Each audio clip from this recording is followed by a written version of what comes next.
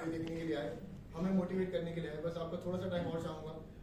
जैसे कि हम इवेंट के दौरान ये रखा गया था, तय हुआ था कि एक डिस्कशन होगी अबाउट मेंटल हेल्थ, तो मैं मिस सुमेधा मैम को बुलाना चाहूँगा कि वो स्टेज पर आए और आपसे डिस्कशन करें about the mental health situation in India और अपने प्लेस से रिलेटेड कुछ बात करें।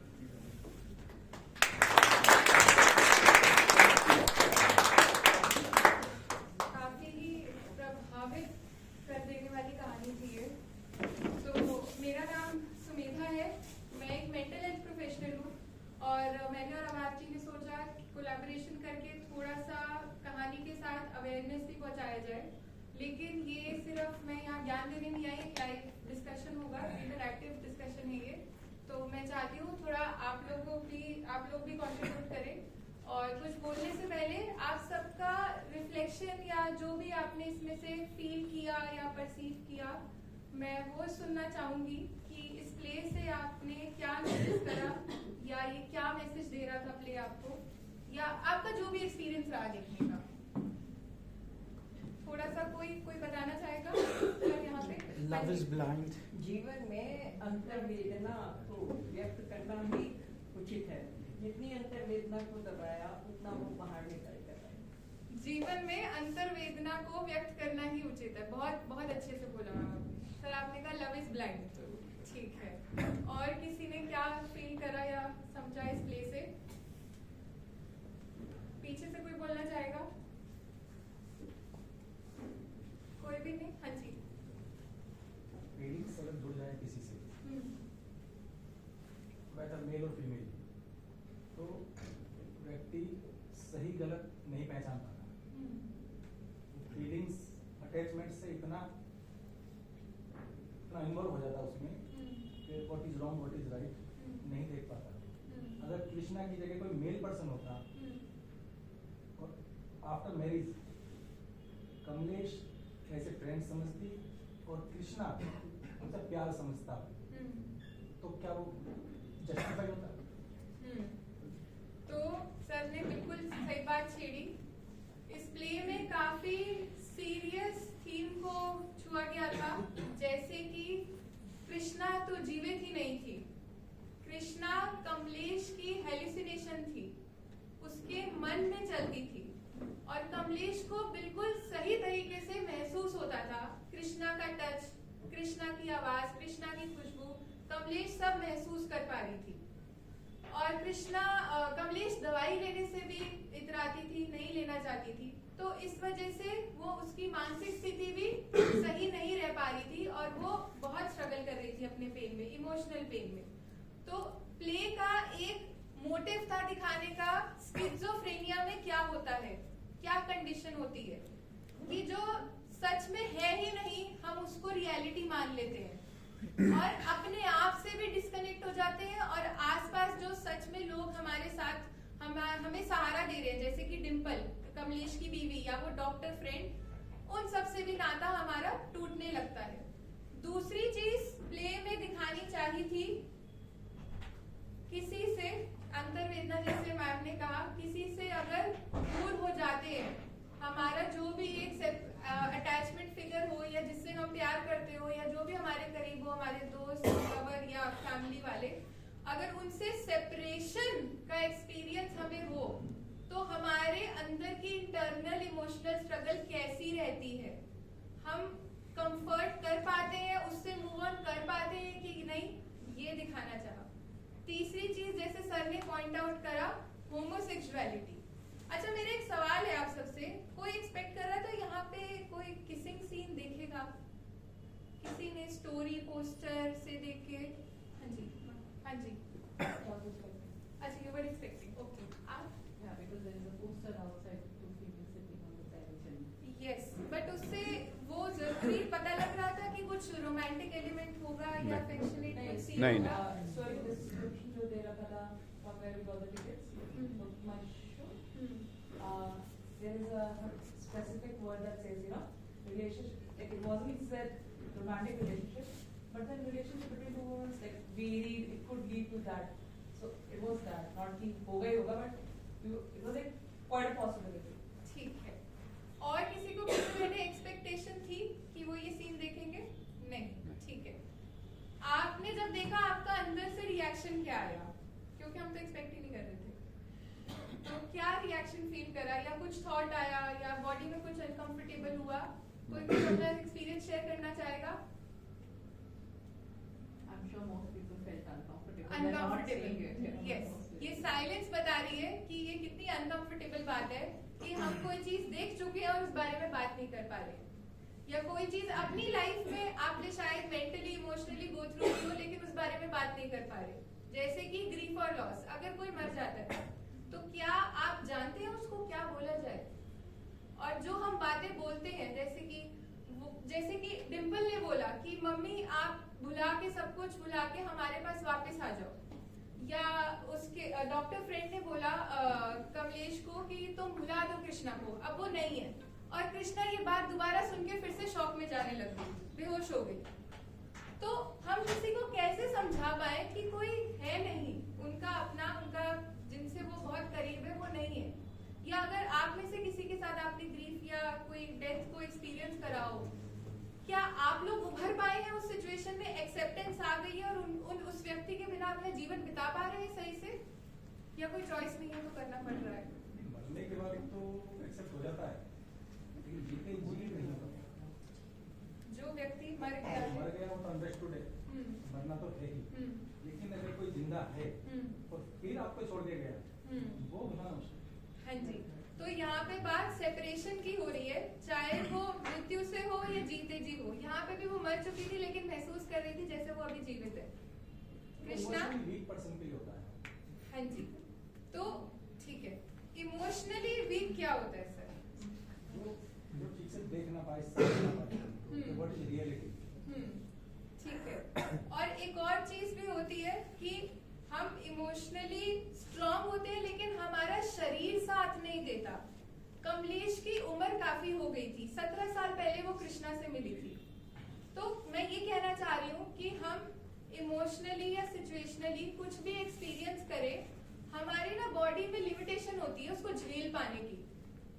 और यहाँ पे कमलेश अपने आप से भी काफी जूझ रही थी, उसने अपनी सच्चाई खुद भी एक्सेप्ट नहीं करी थी, चाहे वो लवर वाली हो, फ्रेंडशिप वाली हो, या जो भी हो। वो बॉन्ड कमलेश के लिए, कृष्णा और कमलेश का बॉन्ड बहुत स्पेशल था और उससे सेपरेशन नहीं लिया जा पा रहा था, उससे टॉलरेट नहीं हो रहा था। ऐसा क्यों? कोई बॉन्ड इतना स्पेशल कैसे है कि अपनी फैमिली, अपना पति, सब कुछ छोड़ के वो कृष्णा के पास आ गई? ये स्टोरी आपको क्या मैसेज देना चाह रही है इस बात से? मेंटली अटैचमेंट बहुत ज्यादा है। ठीक है, इमोशनल अटैचमेंट। हाँ जी, इमोशनली और मेंटली अटैचमेंट तब होता है जब हमें एक सेफ्टी का अनुभव हो कहीं। कृष्णा ने कमलेश को कभी जज नहीं करा, या फिर वो जैसा रहना चाहती थी, घर छोड़कर आ गई, क्यों आई, क्या आई, कृष्णा ने शायद इतने सवाल जवाब नहीं किए होंगे। कमलेश ने एक डायलॉग बोला था कि मैं तुम्हारे पास इसलिए आई क्योंकि मुझे पता था तुम मुझे संभाल लोगी।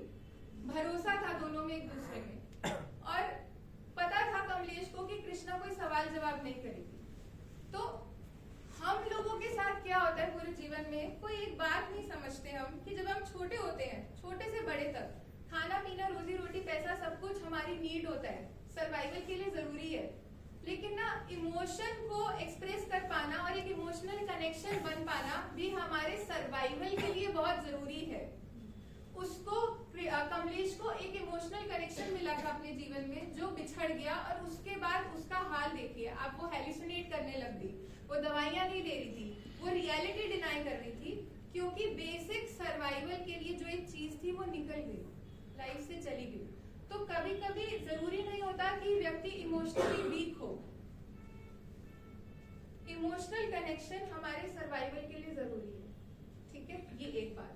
दूसरी बात ये कि हम सब के मन में हम कुछ देखते सुनते हैं जिससे हम शायद रेजोनेट ना कर पाए, एग्री या मैच ना कर पाए, या हमारे कुछ ऐसे विचार जिससे हमें लगता है कि ये तो गलत है या ये तो सही है। हम अपने विचारों में और जो देख रहे, सुन रहे, उन सब में जूझ रहे होते हैं और अपने ही मन में एक दुनिया बनाने लग जाते हैं। वहां से उसके ऊपर आती है समाज की कंडीशनिंग। जैसे यहाँ पे बहुत लोग अनकंफर्टेबल हुए या अभी भी नहीं बोले कि किसिंग सीन था, या एक्सपेक्ट कर रहे थे, नहीं एक्सपेक्ट कर रहे थे। उस समाज कंडीशनिंग के बाद आप सोचिए, अपने आप को इस रूप में उस जगह रखिए कि मैंने कुछ एक्सपीरियंस करा है जो मुझे हर्ट करा, मैंने कुछ एक्सपीरियंस करा जिससे लोग मुझे कह रहे हैं भुला दो, और उसके बाद मुझे पता है कि सही चीज क्या है करना और गलत चीज क्या है, लेकिन मैं तो फंसा हूँ या फंसी हुई हूँ। क्यों? क्योंकि मुझे कोई एक जगह नहीं मिली जहाँ मैं अपने भाव और अपने विचारों को एक्सप्रेस कर पाऊँ। और जब मैं ये समझ नहीं पाता या समझ नहीं पाती, तो डेली रूटीन की रिस्पॉन्सिबिलिटीज या हमारा जो एक डेली लाइफ है कि चलो आगे बढ़ो, जो हो रहा है उसमें जियो करके हम खुद को मना लेते हैं। और इस पूरी जर्नी में हम मेंटली और इमोशनली बहुत सफर करते हैं। तो ये इस जैसा कि मैम ने बोला था कि हम जो भी इमोशनली फील करते हैं या जैसे भी विचार रखते हैं, कुछ भी शरीर में जाता है ना, तो बाहर आना जरूरी है, चाहे वो खाना हो कुछ भी हो। तो अगर हमने कुछ देखा जो बहुत पेनफुल था, कुछ सुना जो बहुत इम्पैक्टफुल था, उससे हमें कुछ विचार आएंगे, उससे हमें कुछ महसूस होगा हमारे शरीर में, और उसको बोलने के, उसको व्यक्त करने का एक ही तरीका, या हम लिखें या बोले या किसी से बात करें। जब हम ये नहीं कर पाते हैं ना, तो हमारा मन मस्तिष्क बहुत प्रॉब्लम में आ जाता है, इम्बैलेंस हो जाता है।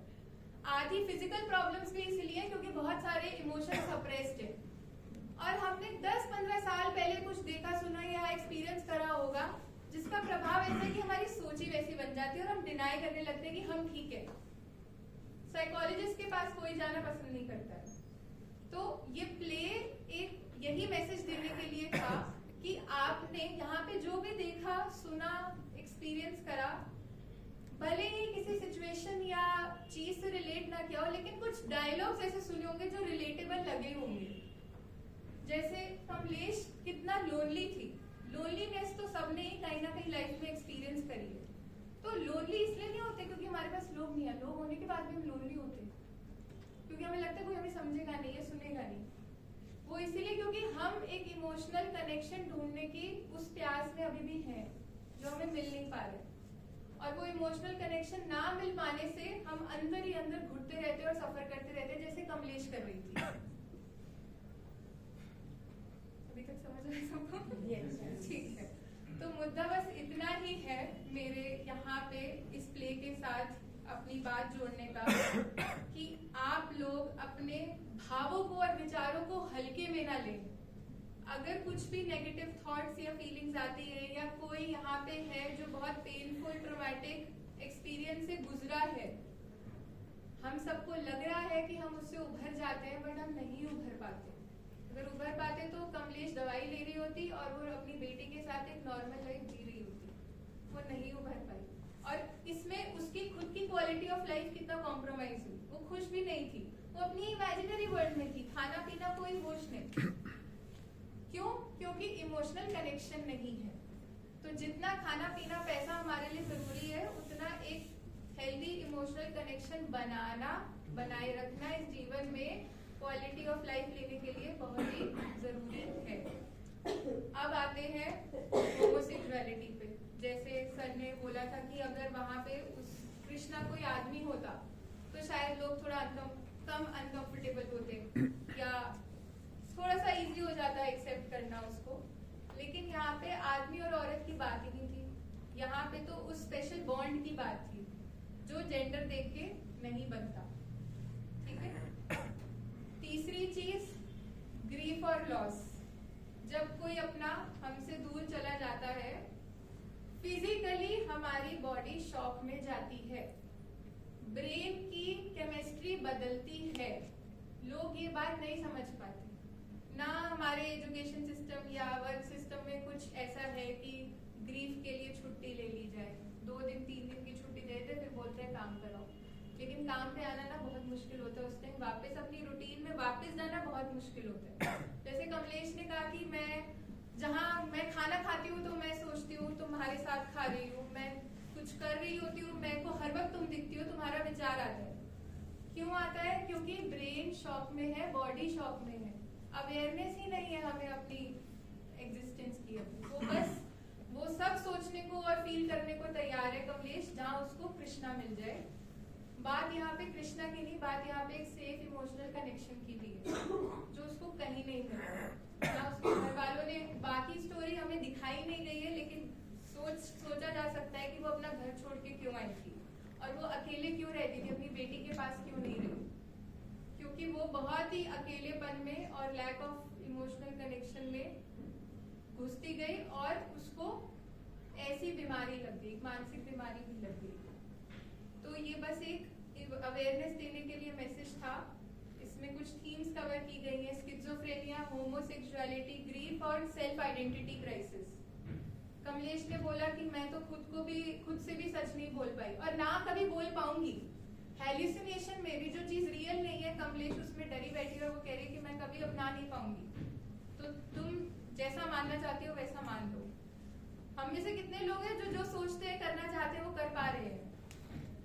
कर पा रहे हैं? नहीं कर पाते। लाइफ कैसे जीने किसी को आती नहीं है और इस चक्कर में हम हर चीज में सेल्फ डाउट, शेम, बिट्रियल ऐसे बड़े बड़े इमोशन महसूस करते हैं। अब एक साइको एजुकेटिव फैक्ट कि हम कोई भी इमोशन महसूस करते हैं ना, उसका प्रभाव हमारे पूरे शरीर पे पड़ता है। हमारी मांसपेशियां कितनी कस के बैठी है। जब आप किसी सीन देख रहे थे तो किसी की बॉडी में क्या एक्सपीरियंस हो रहा था? हार्ट बीट कैसी थी? पैरों की तलियों में कैसा लग रहा था? क्या पैरों में हम अपने टोज हिला रहे थे? बैक कैसी थी? मसल टाइट थी? चेस्ट में कैसा लग रहा था? कुछ नहीं पता।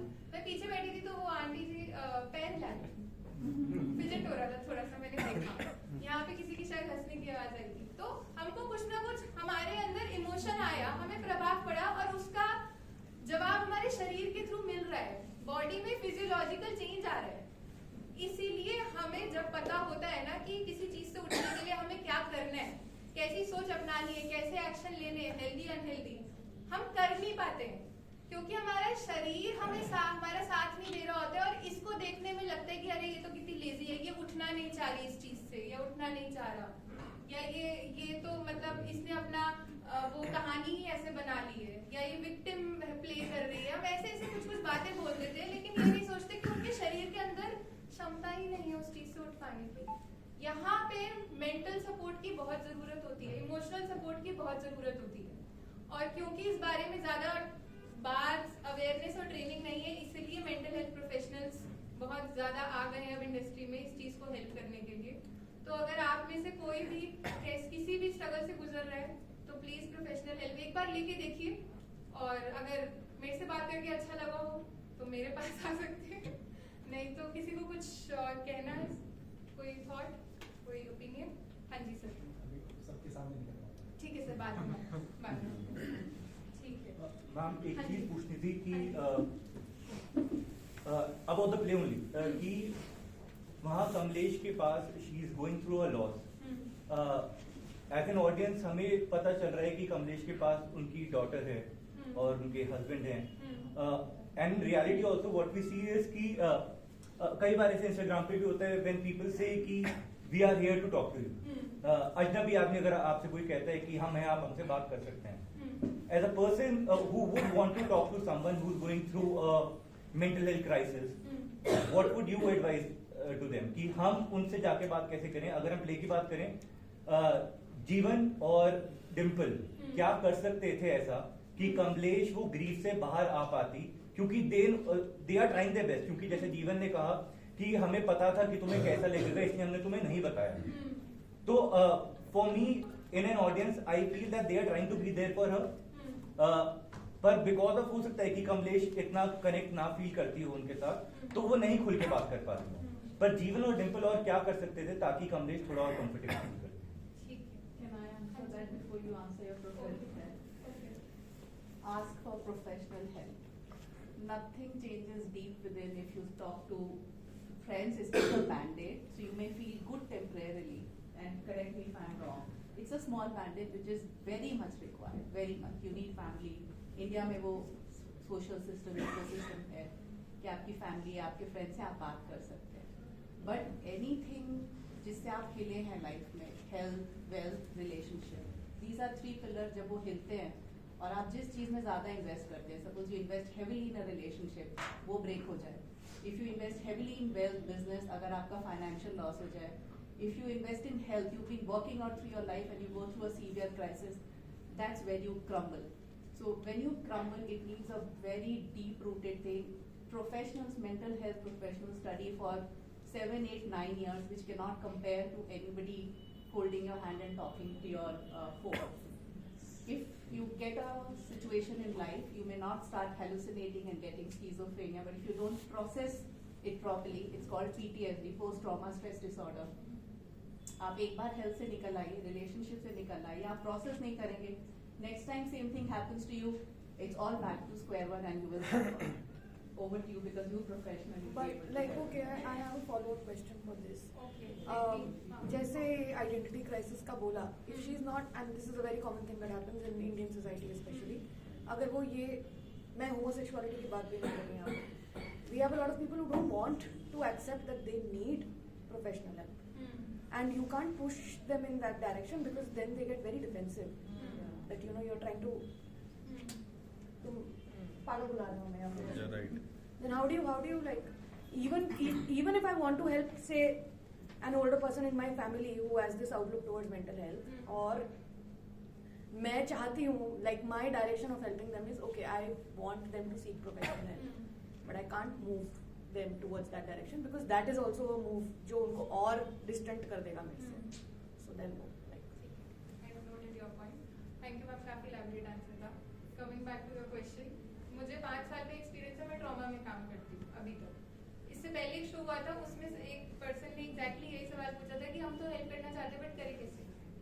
तो हमें नहीं, उन्होंने पूछा था हमें क्या करना चाहिए कि वो हेल्प उनको कंफर्ट कर सके. तो सबसे पहले एक सीन अगर किसी ने ध्यान दिया हो, जब डिम्पल ने संदूक खोली थी ना, एक आइटम निकाली, दूसरी निकाली, डॉल निकाली, चश्मा निकाला, फिर एक मोमेंट आया था जिसमें उसने कुछ देखा, बोला कुछ नहीं है और रख दिया. तो यहाँ पे ना डिम्पल खुद भी कंफर्टेबल नहीं हो पाई उस बारे में बात करने में. उसको लगा शायद मैं अपनी माँ को और पेन ना दे दूं कुछ बोल के, या मे बी उसको कुछ कृष्णा का याद आ गया हो या कोई बचपन की चीज याद आ गई हो जिससे वो खुद इमोशनल पेन वाले मोमेंट में चली गई. वो उस टाइम पे कंफर्टेबल नहीं थी, उसको लगा कि बात रख देना, बंद कर देना ठीक है. यहाँ पे यही होता है, जैसे कि आपने कहा प्रोफेशनल हेल्प क्यों लेनी चाहिए, क्योंकि जब हम किसी को क्राइसिस में देखते हैं ना, उनके क्राइसिस से हम ही इम्पैक्टेड होते हैं. अगर मैंने सुन लिया कि मेरे किसी फ्रेंड या दोस्त की घर में किसी की डेथ हो गई, वो इम्पैक्टेड है कि मुझे भी तो इम्पैक्ट हुआ, अरे ये तो अभी थे अब नहीं है, मुझे जाना है, मुझे क्या करना है, मैं कैसे बेटर फील कराऊं. हम जो एक डेस्परेट अर्ज आ जाते हैं ना किसी को मदद करने की, वो इसलिए क्योंकि हम ही रिलैक्स नहीं हो पा रहे वो न्यूज सुन के या वो बात को इवेंट क्राइसिस देखकर. तो सबसे पहली चीज है कि अपने आप को शांत करने की कोशिश उस टाइम शारीरिक रूप से, नहीं तो आप अंदर ही अंदर अपने लॉजिकली सोचते रहेंगे कि इमोशन को कैसे मतलब इमोशन के साथ कैसे काम कर रहे हैं, क्योंकि वो पेन में है, इमोशनल पेन में है, शारीरिक चोट नहीं लगी, इमोशनल हर्ट है. तो जब भी हम इमोशनली कुछ कन्फ्लिक्टेड होते हैं ना, हमारे शरीर की सारी रिदम्स ऊपर नीचे हो जाती है, भूख प्यास नींद भगना सब कुछ बिगड़ जाता है. तो पहले अपने आप को जब रिलैक्स करके उस व्यक्ति के साथ जाके बैठेंगे ना, आपको वो विचार ही नहीं आएगा कि मुझे क्या करना है, और वो व्यक्ति भी ब्लैंक है, आपको सिर्फ उस टाइम पे फिजिकली प्रेजेंट हो रहे. लेकिन अगर आप कुछ कोशिश करेंगे ना अंदर से, क्योंकि आप दोस्त हैं या आप कुछ मतलब रिश्तेदार हैं और आप मदद करना चाहते हैं, सामने वाले को प्रेशर फील होगा कि अरे ये तो बहुत ट्राई कर रहा है, मैं कंफर्ट फील ही नहीं कर रहा, और वो आइसोलेट और डिस्टेंट होना चाहते हैं. ठीक है, अब यहाँ पे मैम का पॉइंट आ जाता है कि क्या पता वो रिसीव ही नहीं करना चाहते, उनको वो डिनाई कर रहे हैं या वो एक्सेप्ट ही नहीं कर रहे, उनको प्रोफेशनल हेल्प की जरूरत है. यहाँ पे थोड़ा एग्जिस्टेंशियल या स्पिरिचुअल पॉइंट आ जाता है कि सबकी अपनी इंटरनल जर्नी खुद ही है. आप सिर्फ प्रेजेंट रह सकते हो, जैसे जीवन जी और डिम्पल थे, उन्होंने छोड़ा नहीं. अभी भी डिम्पल ने अपनी माँ को फोन करके बुलाया कि ये इवेंट है आप आ जाओ, और वो बच्ची भी बोल रही है नानी आप आ जाना. तो किसी को नाकारा नहीं, निग्लेक्ट नहीं करा, छोड़ा नहीं, और उनको याद कर रहे हैं, उनके पास जितना उनकी क्षमता अनुसार, समझ अनुसार सपोर्ट हो पा रहे हैं वो कर रहे हैं. कोई व्यक्ति इतना ही कर सकता है. और अगर किसी को अपनी अवेयरनेस या रियलाइजेशन नहीं है तो आप सिर्फ उनके साथ प्रेजेंट रह सकते हैं, लेकिन उनकी विचारधारा नहीं बदल सकते, क्योंकि बिना रियलाइजेशन के पुश करके अगर क्लाइंट्स आते हैं ना हमारे पास, हम उनको हेल्प नहीं दे पाते क्योंकि वो लेना ही नहीं चाहते. थेरेपी काम ही नहीं करेगी, प्रोफेशनल हेल्प काम नहीं करेगी. तो इसका कोई रियलिस्टिक तोड़ नहीं है कि किसी को कन्विंस कैसे किया जाए, सिर्फ बात की जा सकती है. और इन चीजों के बारे में बात करने में आसानी हो, इसीलिए मैं यहाँ हूँ और हम ये एक सोशल डिस्कशन कर रहे हैं. ठीक है, और कोई मैम एक controversial thought हो सकता है, but the thing is, therapy is not inexpensive. Therapy is expensive, and it, as ma'am said, it is not accessible to a lot of people.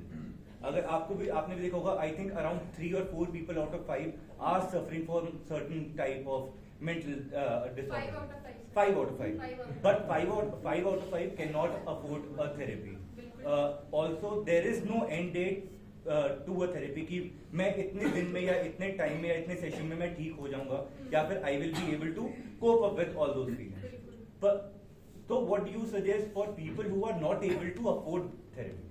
ठीक है, मैं यहाँ पे एक एनजीओ है पावर, उसके थ्रू ही आई हूँ क्योंकि मैं उस एनजीओ के लोगों को जो कि अंडर प्रिविलेज लोग हैं, स्पेशल बच्चे हैं जो स्कूल भी नहीं जा सकते, उनका IQ सब कम है, उनके पेरेंट्स अनअवेयर है, वो घर घर में डेली वेज वर्कर्स है, काम करते हैं, उन लोगों को काउंसलिंग प्रोवाइड करता है वो एनजीओ और मैं उस पे मतलब एक भागीदारी हूँ। एक संजीवनी करके एक ऑर्गेनाइजेशन है जो सिर्फ और सिर्फ फ्री थेरेपी प्रोवाइड करती है। तो अब जाके क्योंकि ये नीड एक्नॉलेज की गई है और ये फाइनेंशियल गैप देखा गया है, आप मेरे से अलग से मिल लीजिएगा, मैं आपको ऑर्गेनाइजेशन दे दूंगी जहाँ पे आपको मिनिमल या लो कॉस्ट पे थेरेपी मिल सकती है।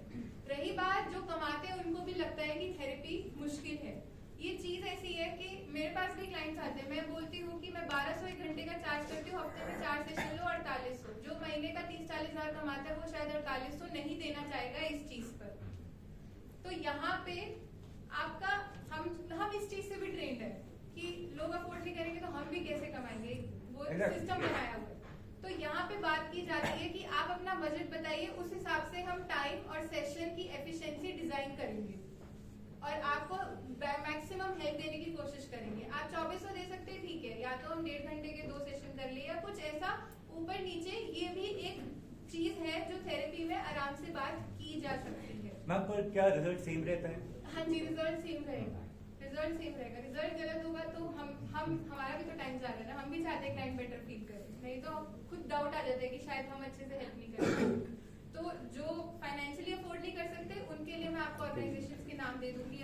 आई वुड सजेस्ट कि आप सबको बता दीजिए क्योंकि I think it is not only for me कि हो सकता है कि ये बहुत सारे लोगों का डाउट हो कि अगर हम थेरेपी अफोर्ड नहीं कर सकते और either we can ask Abbas as well उसके बाद में अगर उनको पता है कि ताकि we get to know the organisations working for this. ठीक है, अब इसमें एक और चीज है कि सबके अलग अलग इश्यूज होते हैं, मतलब स्पेशल बच्चों के लिए मैंने बताया पावर है, उसके बाद अगर एंजाइटी, डिप्रेशन, ग्रीफ या ऐसी कोई चीजें हैं तो आप मेरे थ्रू, मतलब मैं जिन ऑर्गेनाइजेशंस के साथ हूँ आप उनको कांटेक्ट करके मुझसे ले सकते हैं, या एक संजीवनी है जो एक हौस खास में सेंटर है संजीवनी ऑर्गेनाइजेशन का, और एक येलो लाइन पे मुझे नाम नहीं याद, जमपुरा में है, ये फ्री ऑफ कॉस्ट देता है, इसका बस 1 लाख है क्योंकि फ्री ऑफ कॉस्ट है तो वेटिंग टाइम जाता है। ठीक है, ये दोनों अभी ऑनलाइन ऑफलाइन दिल्ली में है।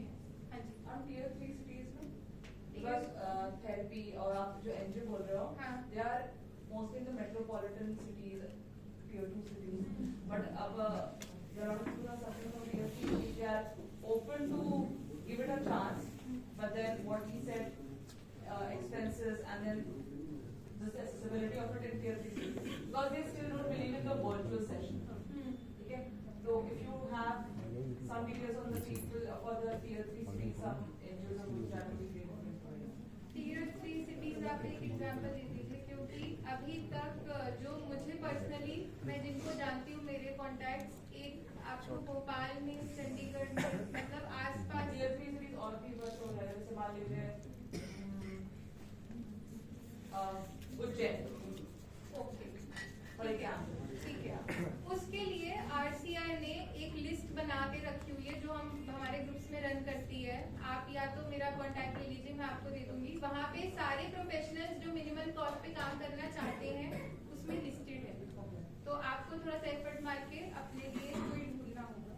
तो वो ऑल ओवर दी स्टेट्स, और ये लिस्ट बनी थी कोविड में क्योंकि उस टाइम पे बहुत ज्यादा जरूरत थी, तो तब से ये लिस्ट, अब मुझे नहीं पता कि अब कितने लोग एक्टिवली नॉमिनल रेट्स पे थेरेपी दे रहे हैं, बट उस टाइम पे लिस्ट बनी थी, मुझे आप कुछ दिन का वक्त दीजिए, मैसेज कर दीजिएगा, वेरीफाई करके मैं आपको बताऊंगा। हाँ जी, टाइम टू वाइंड अप। हाँ जी, You mentioned that around 5 out of 5 people need some And looking at our generation, obviously fast life is there, like minor setbacks. Sometimes there would be emotional low times. And how do we identify that we actually need professional help, or how do we probably say like not exactly say, how do we convey it to our आप वो basic पे जाते हैं. Fast life है, brain बहुत fast काम कर रहा है, ओवर स्टिमुलेटेड वर्ल्ड है. कोई बोर होगा थोड़ी देर में सोशल मीडिया फोन चला लेगा, लेकिन हमारा शरीर पुराने जमाने जैसा काम करता है, जैसे गांव के लोग अभी भी जीते हैं. शायद बॉडी को सब कुछ स्लो ही चाहिए. तो बहुत बेसिक, अगर आपका नींद, खाना पीना, एक्सक्रीशन ये हिला हुआ है, भूख प्यास नहीं लग रही, ऊपर नीचे हो रहा है, गैसी फील हो रहा है, गट इश्यूज हो रहे हैं, माइग्रेन हो रहा है, साइकोसोमैटिक सिम्टम जिसका कोई तोड़ नहीं है, ऑर्गेनिकली कुछ रिपोर्ट्स में आया नहीं है, या आपको कोई बीमारी नहीं है लेकिन आपको एक ही तरीके का सिम्टम रेपिटेटिवली आ रहा है, ठीक है, एक ये साइन है. दूसरा साइन है आप कोई चीज पहले किया करते थे और अब आपका मन उठ गया वो चीज करने से, कोई हॉबी या कोई एक्टिविटी, या आप पहले जो चीजें इंजॉय करते थे सोशल लाइफ में आप वो चीजें छोड़ रहे हैं, आपका मन नहीं करता है जाने का. ये कुछ बहुत बेसिक साइंस है ये समझने के लिए कि आपको सिर्फ और सिर्फ एक सेशन लेने की भी जरूरत है या कुछ और प्रोफेशनल डॉक्टर से हेल्प लेने की जरूरत है. लेकिन अगर आपका खाना पीना सोना हिला हुआ है मतलब आपका मूड हिला हुआ है, मतलब आप फोकस नहीं कर पाएंगे अपने काम पे. हाँ जी, हाँ जी.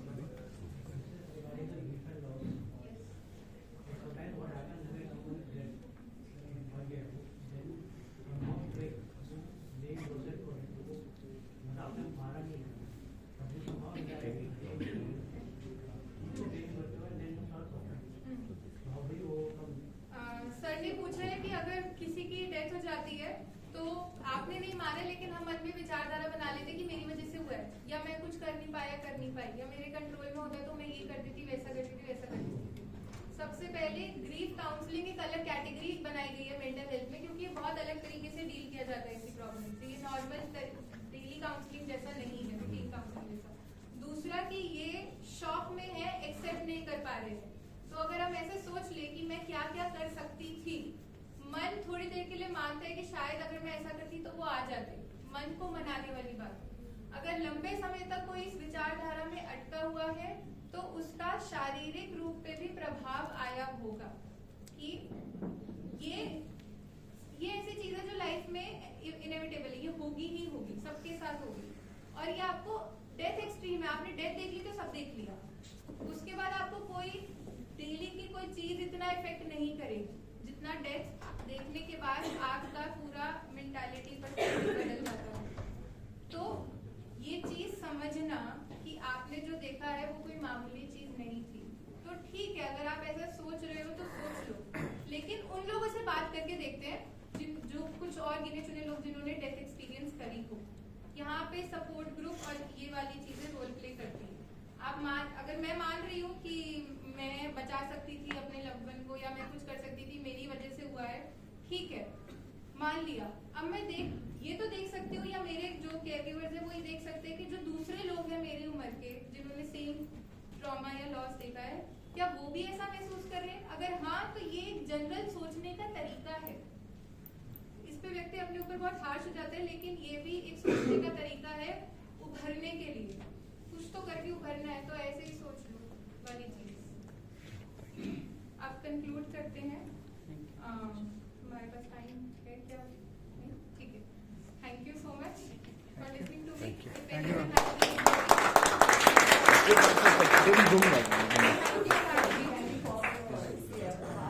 Yes, please come in. Yes, of course.